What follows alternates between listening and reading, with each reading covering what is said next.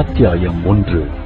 ஏறத்தாழ 2000 ஆண்டுகளுக்கு முன் இந்தியாவில் பல நாடுகள், பல பிரதேசங்கள் நிறைந்திருந்த சமயம், அப்படிப்பட்ட நாடுகளில் ஒன்றுதான் பிம்பிலி என்று அழைக்கப்படும் மாநிலம். அதன் அரசர் பீமதேவர் அவரது மேன்மை பொருந்திய தர்பாரில் அன்று இந்தியாவின் பல பகுதிகளிலிருந்தும் வந்திருக்கும் மாணவர்களின் அறிவுத்திறனை சோதிக்கும் கருத்தரங்கம் மிகச் சிறப்பாக நடந்து கொண்டிருந்தது.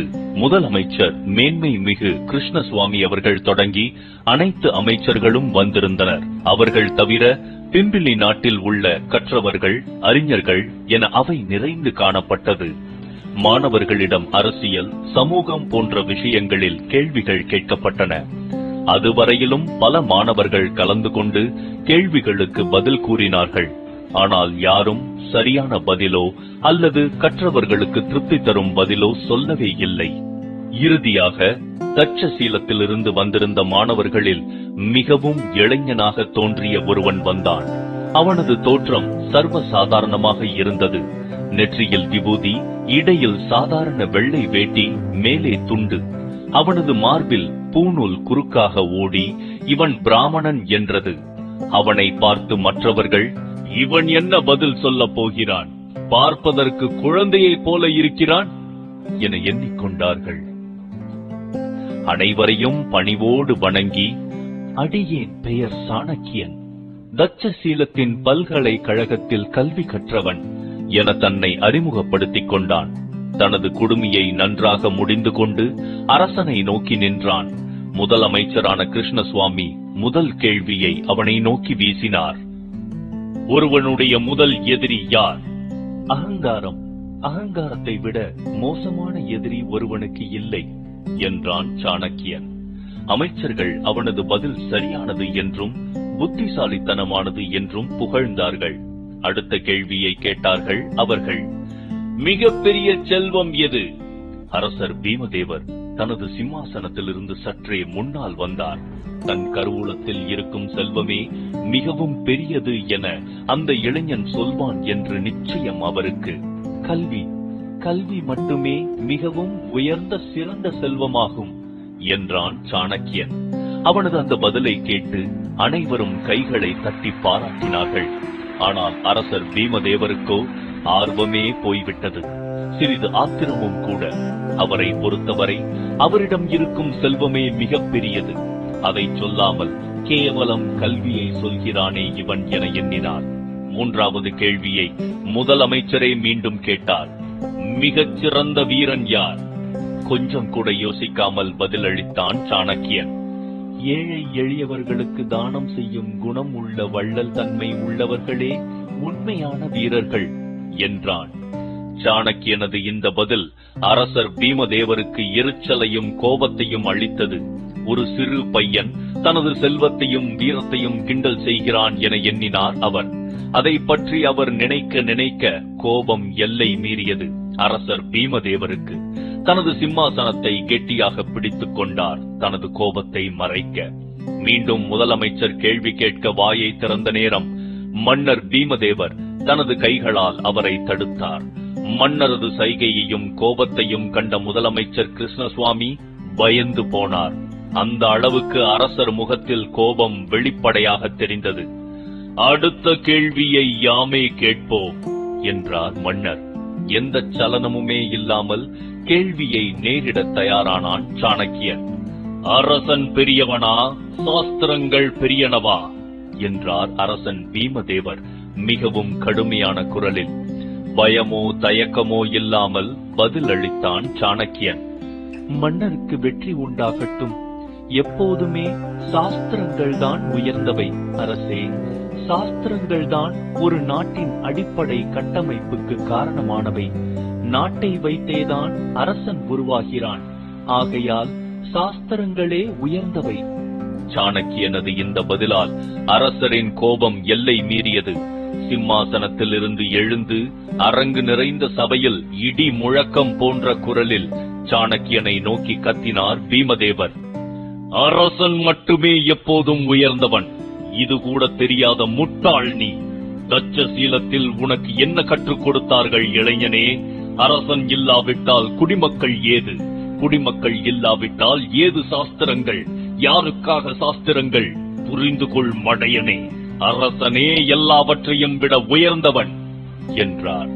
அரசனது கோபத்தையும் அவரது ஆத்திரத்தையும் கண்டு சபையே நடுங்கியது. ஆனால் சாணக்கியன் அசரவே இல்லை. அமைதியான குரலில் பேசினான் அந்த இளைஞன்.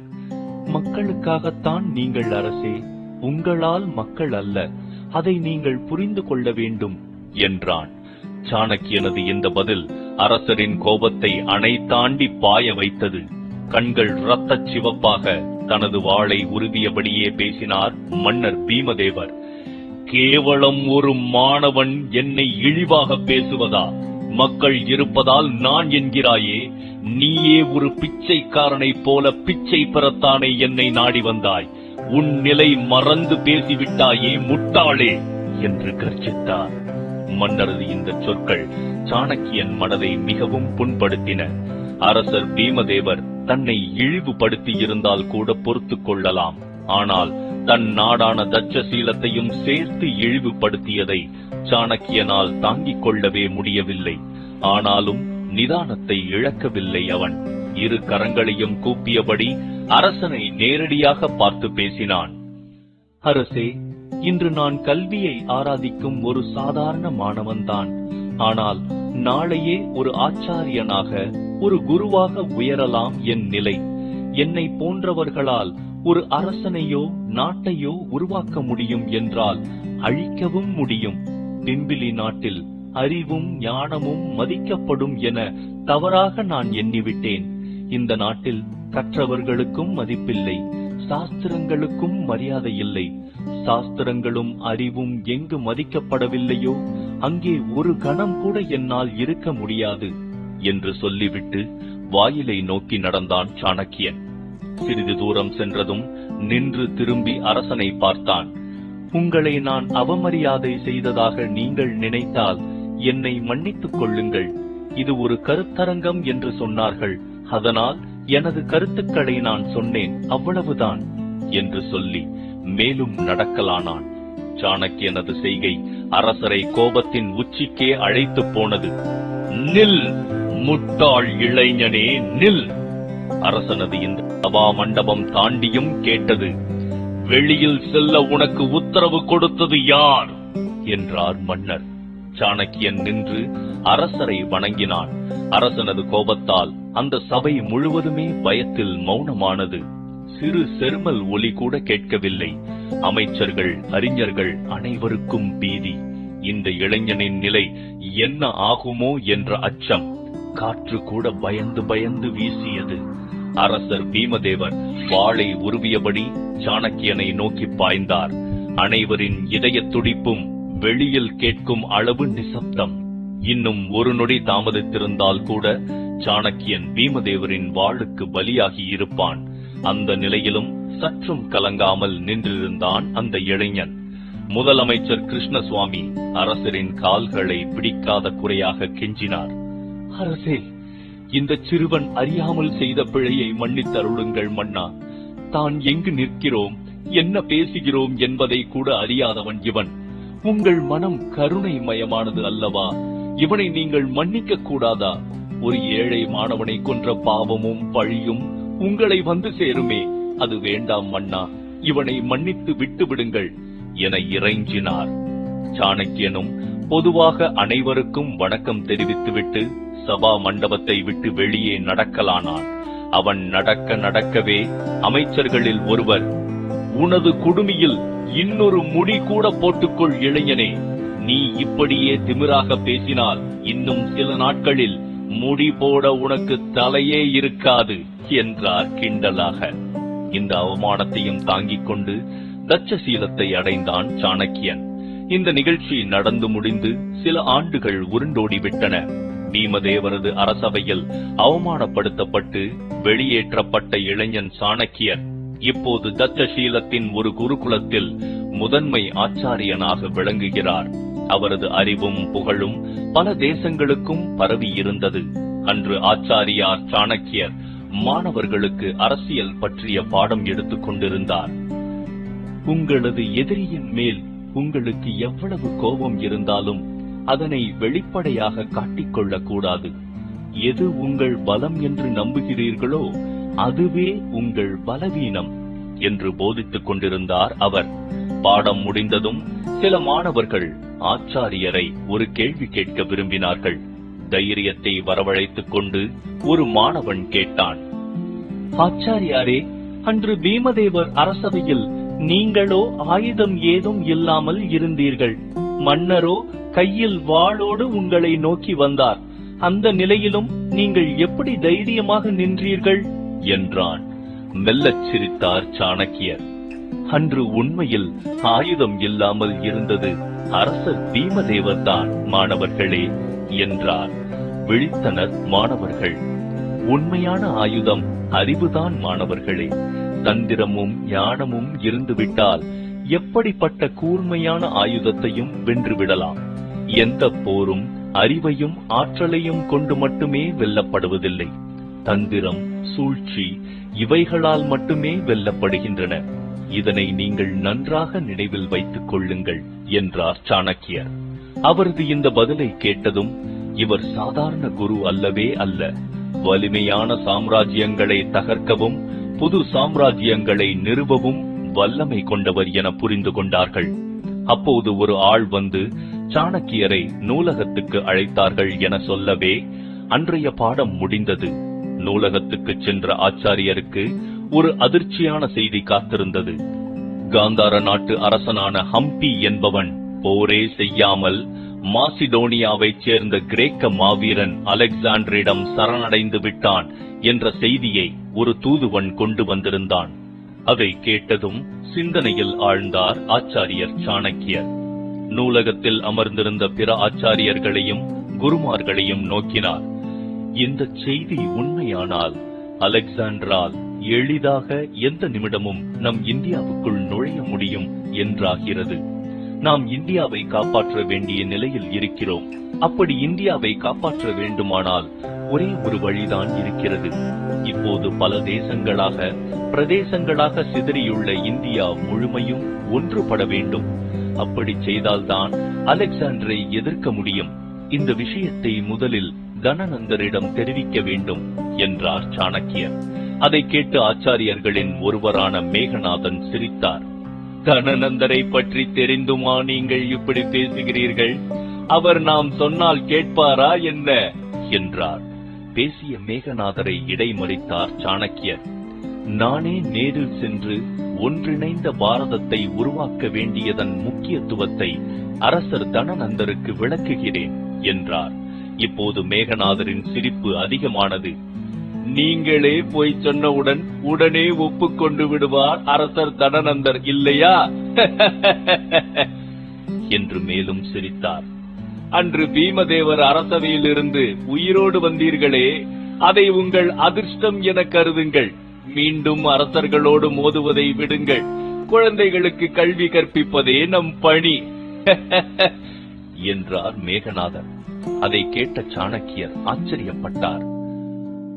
ஆச்சாரிய மேகநாதரே, நான் ஒரு குரு, ஆச்சாரியன். எனது கடமை மக்களுக்கு நல்வழி காட்டுவது. மக்களுக்கு மட்டுமல்ல, அரசர்களுக்கும் நல்வழி காட்டுவதும் நம் கடமையே. ஒருவேளை தனநந்தர் தன் வழியிலிருந்தும் கடமையிலிருந்தும் தவறுவாரானால் அவரை நல்வழிப்படுத்த வேண்டியது நம் கடமை அல்லவா? நீங்கள் உங்கள் கடமையை மறந்திருக்கலாம், ஆனால் என்னால் என் கடமையை மறக்கவோ மறுக்கவோ முடியாது. இன்றே நான் மகத நாடு நோக்கிச் செல்கிறேன் என்று கூறிவிட்டு பாடசாலையை விட்டு வெளியேறினார். ஆச்சாரியர் சாணக்கியர் செல்வதை கண்ட மேகநாதர், சாணக்கியரே, நீங்கள் மகத நாட்டிலிருந்து திரும்பி உயிரோடு வருவதே சந்தேகம்தான். ஆகையால் இறுதியாக நாம் சேர்ந்து ஒருமுறை உணவருந்தலாமே என்றார் கிண்டலாக. அவரது அழைப்பை பணிவாக மறுத்துவிட்டு பயணம் செய்ய புறப்பட்டார் சாணக்கியர். இம்முறை ஆச்சாரிய சாணக்கியர் கண்டிப்பாக உயிரோடு திரும்ப போவதில்லை என்று தனக்குள் முணுமுணுத்துக் கொண்டார் ஆச்சாரியர் மேகநாதர். 5 நாட்கள் காட்டு வழியில் கடினமான பயணம் செய்து தட்சசீலத்திலிருந்து மகத நாட்டின் தலைநகரான பாடலிபுத்திரத்தை அடைந்தார் ஆச்சாரிய சாணக்கியர். அங்கே சென்றதுமே அரசர் தனநந்தர் செய்யும் கொடுங்கோல் ஆட்சி அவருக்கு புரிந்துவிட்டது. மக்களை எப்படிப்பட்ட கொடுமைகளுக்கு ஆளாக்குகிறார் மன்னர் தனநந்தர் என்பதை வேதனையோடு கவனித்தார் சாணக்கியர். நகரின் நடுமையத்தில் இருக்கும் ஒரு சதுக்கத்தில் சில வீரர்கள் தூக்கு மரத்தில் இறந்த உடல்களை அப்புறப்படுத்திக் கொண்டிருந்தனர். அரசர் தனநந்தர் பலருக்கும் ஒரே நேரத்தில் மரண தண்டனை விதித்திருக்கிறார் என புரிந்து கொண்டார் ஆச்சாரியர். இறந்தவர்களின் உறவினர்களும் பெற்றோர்களும் அழும் குரலும் புலம்பும் வேதனையும் ஆச்சாரியரை துன்பத்தில் ஆழ்த்தின. அதில் ஒரு முதிய பெண்மணி, இன்னும் எத்தனை நாள் எத்தனை பேரை கொல்லப் போகிறீர்கள்? நான் பெற்ற செல்வத்தை, உலகத்தில் எனக்கிருந்த ஒரே ஆதரவையும் இப்படி பறித்துக் கொண்டீர்களே. இப்படி எங்கள் அன்புக்குரியவர் ஒவ்வொருவராக சாகடிப்பதற்கு பதில் எல்லோரையும் ஒரே நாளில் கொன்று விடுங்களேன். அப்படியாவது என் வலியும் வேதனையும் தீரும் என கதறினாள் ஒரு முதிய பெண்மணி. அவளது புலம்பலை கேட்ட வீரன் ஒருவன் அவளை பிடித்து தள்ளினான். இன்னும் ஒரு வார்த்தை சத்தம் போட்டாயோ உன்னையும் இந்த தூக்கு மரத்தில் தொங்க விட்டு விடுவேன், ஜாக்கிரதை என மிரட்டிவிட்டு மொத்த உடல்களையும் மாட்டு வண்டியில் போட்டு எடுத்துச் சென்றான். அந்த பெண்மணி தள்ளாடி விழப்போனாள். அதை காண பொறுக்க முடியாமல் அவளை நோக்கி ஓடினார் ஆச்சாரியர் சாணக்கியர். தாயே, தளராதீர்கள், என்னை பிடித்துக் கொள்ளுங்கள் என்று கூறி அந்த பெண்மணியை மெல்ல அழைத்து வந்து ஒரு மரத்தடியில் அமரச் செய்தார். தண்ணீர் கொடுத்து ஆசுவாசப்படுத்தினார். அந்த முதிய பெண்ணின் கண்களிலிருந்து கண்ணீர் வழிந்து கொண்டே இருந்தது. அம்மா, என்னால் உங்கள் துயரத்தை குறைக்க முடியாது. இறந்து போன உங்கள் மகனை திருப்பிக் கொடுக்கும் சக்தியும் எனக்கில்லை. ஆனால் ஒன்றே ஒன்று உறுதியளிக்க என்னால் முடியும் தாயே. கூடிய விரைவில் இந்த கொடுமைகளுக்கு ஒரு முடிவு வரும். நான் இப்போது தனநந்தரின் அரசவைக்குத்தான் செல்கிறேன். அவரால் மக்கள் படும் கஷ்டத்தையும் வேதனையையும் சொல்லி அவரை நல்லவராக்குகிறேன்.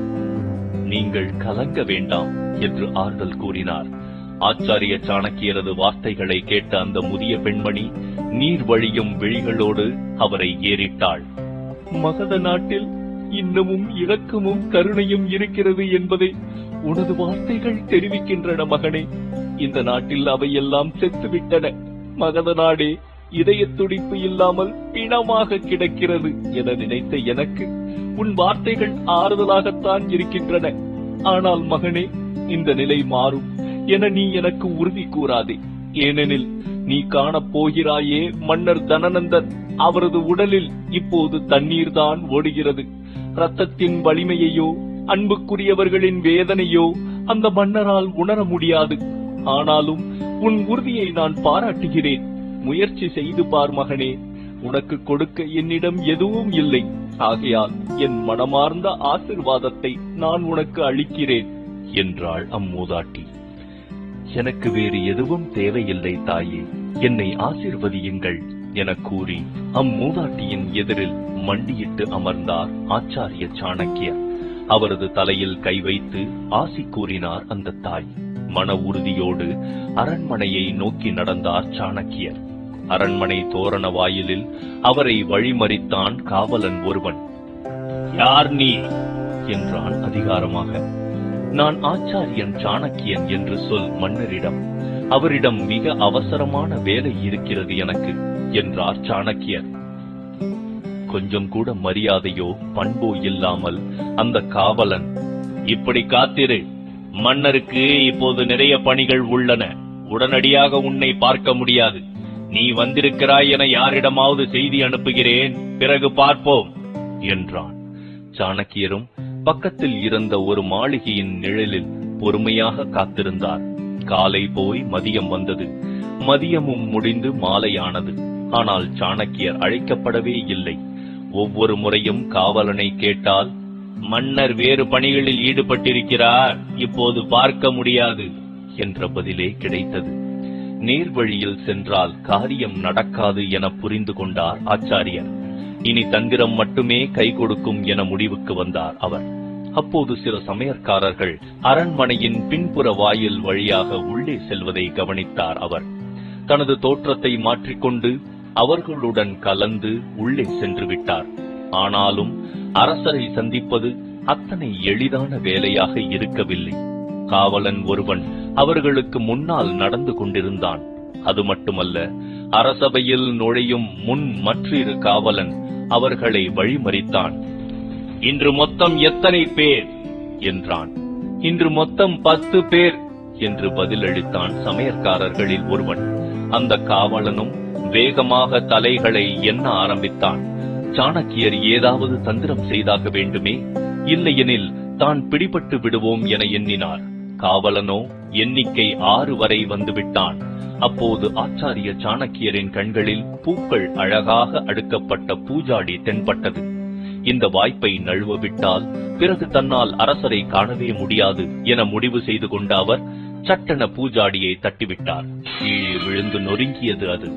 அத்தனை சமையற்காரர்கள் மற்றும் காவலனும் அந்த துண்டுகளை எடுக்க குனிந்தார்கள். இந்த சந்தர்ப்பத்தை பயன்படுத்திக் கொண்ட சாணக்கியர் அரசனின் அவைக்குள் நுழைந்து விட்டார். அங்கேயும் அவருக்கு பெரிய அதிர்ச்சி காத்திருந்தது. காவலன் சொன்னது போல அரசர் நாட்டு பணிகளிலோ அமைச்சர்களுடன் ஆலோசனையிலோ ஈடுபட்டிருக்கவில்லை. மாறாக மன்னர் தனநந்தர் நன்றாக குடித்துவிட்டு ஆடல் குழு மகளிரின் நடனத்தையும் அவர்களது அழகையும் கண்டு ரசித்துக் கொண்டிருந்தார்.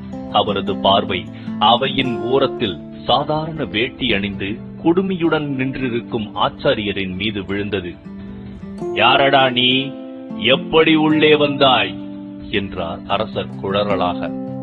அந்த கணமே இசையும் நடனமும் நின்றது. கூப்பிய கைகளோடு பேசினார் சாணக்கியர். மன்னருக்கு வணக்கம். தட்சசீலத்திலிருந்து வருகிறேன். என்னை ஆச்சாரியன் சாணக்கியன் என்பார்கள் என்றார் பணிவோடு. தனது களியாட்டம் இடையில் நின்று போன கோபம் அரசருக்கு. ஆனாலும் அதை காட்டாமல் அமைதியாகவே பேசினார் மன்னர். உங்கள் வரவுக்கு நன்றி ஆச்சாரியாரே. ஆனால் ஏன் வந்தீர்கள்? அதுவும் என்னிடம் எதுவும் தெரிவிக்காமல் எப்படி வந்தீர்கள் என்றான். நான் வாயில் காவலனிடம் பேச ஆரம்பித்த ஆச்சாரியரை முடிக்க விடாமல் பேசினார் மன்னர் தனநந்தர். வாயிற்காவலன் அனுமதிக்கவில்லை என்றால் இப்படித்தான் திருடனை போல நுழைவீர்களா? இதுதான் நீங்கள் கற்ற கல்வியா என்றார் மன்னன். நான் செய்தது தவறுதான் மன்னா.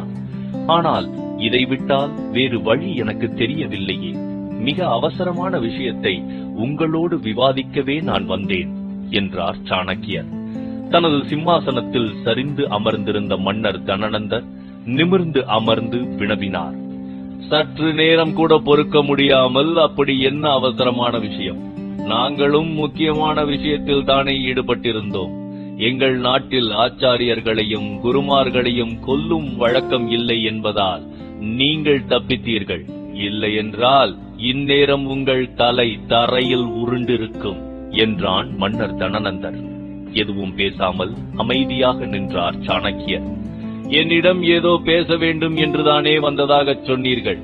இத்தனை தைரியம் காட்டிய உங்களுக்கு இப்போது பேசுவதற்கு என்ன பயம் என்றார் மன்னர். மிக முக்கியமான விஷயம்தான் அரசே.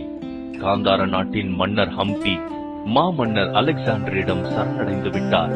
இனி அலெக்சாண்டர் எளிதாக இந்தியாவுக்குள் நுழைய முடியும். நாம் அதை தடுக்க வேண்டும். இதற்கு ஒரே வழி, நம் இந்தியா முழுவதும் ஒன்றுபட வேண்டும். அது விஷயமாக பேசவே உங்களை காண வந்தேன் மன்னா என்றார் சாணக்கியர் கவலையான குரலில்.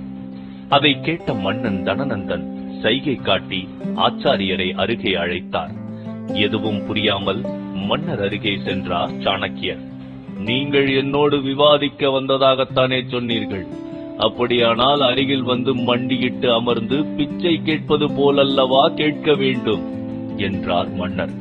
இந்த கடும் அவமானத்தை சகித்துக் கொண்டார் ஆச்சாரியர்.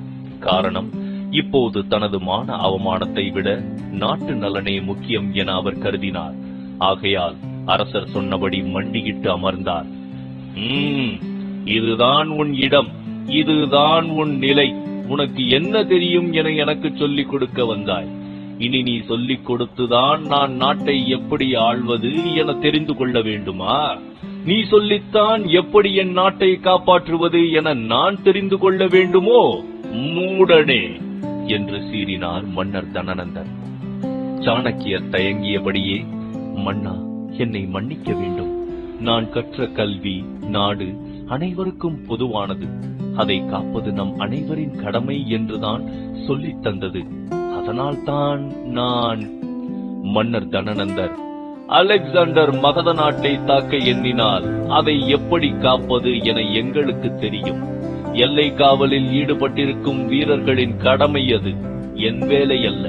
நீ ஒரு ஆச்சாரியன், குரு என்பதை நான் மறக்கும் முன் எப்படி வந்தாயோ அப்படியே திருட்டுத்தனமாக ஓடிவிடு என்றார். இதற்கு மேல் அவமானத்தை தாங்க ஆச்சாரியரால் முடியவில்லை. மன்னரின் முகம் நோக்கி பேசினார் சாணக்கியர். மன்னா, நீங்கள் உங்கள் கடமையை சரியாக செய்திருந்தால் தட்சசீலத்திலிருந்து நான் வரவேண்டிய அவசியமே இருந்திருக்காதே. மன்னரின் கடமை குடிமக்களை காப்பது, பலவீனமானவர்களுக்கு பாதுகாப்பு அளிப்பது, அவர்களை கொடுமைப்படுத்தி சாகடிப்பது அல்ல. மகத நாட்டின் நிலையை கண்ட பிறகு எனக்கு நம்பிக்கை இல்லை. கூடிய விரைவில் மொத்த இந்தியாவையும் அந்த அலெக்சாண்டர் தன் உடைமையாக்கிக் கொள்ளத்தான் போகிறான் என்றார். மன்னரின் கோபம் கொதிநிலைக்கு போனது. இந்த அற்ப ஆச்சாரியனை குடுமியை பிடித்து இழுத்துச் செல்லுங்கள் என்று கட்டளையிட்டான். அரசரது கட்டளையை கேட்ட சில வீரர்கள் ஓடி வந்து அவரது குடுமியை பிடித்து அவரை இழுத்துச் சென்றனர். அவரது குடுமி அவிழ்ந்தது. சாணக்கியரின் கோபமும் அவமானமும் இப்போது எல்லை மீறியது. வெகுண்டு எழுந்தார். அவரது அனல் கக்கும் கண்களை கண்ட காவலாளிகள் பயந்து விலகினர்.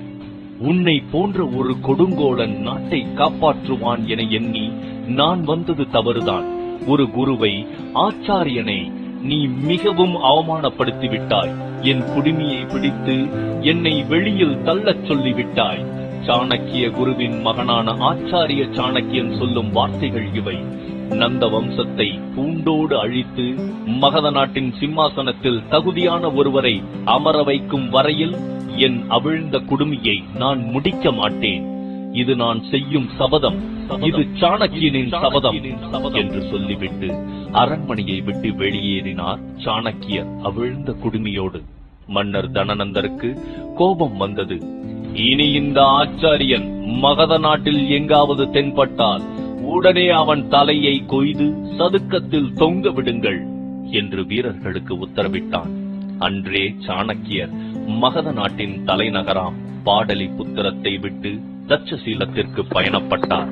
இப்போது அவரது சிந்தனை எல்லாம் ஒன்றே ஒன்றுதான். மகத நாட்டிற்கு மிகவும் சிறந்த அரசனை கண்டுபிடிக்க வேண்டும்.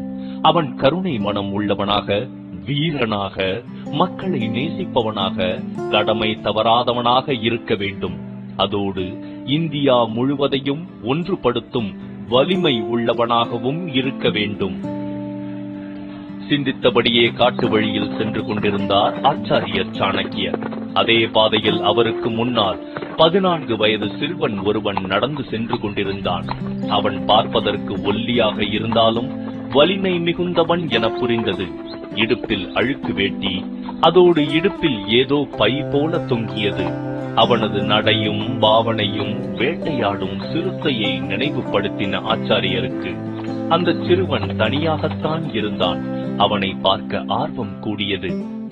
தனியாக இந்த காட்டில் இந்த சிறுவன் என்ன செய்கிறான் என்று நினைத்துக் கொண்டே மெல்ல அவனை பின்தொடரலானார் ஆச்சாரிய சாணக்கியர்.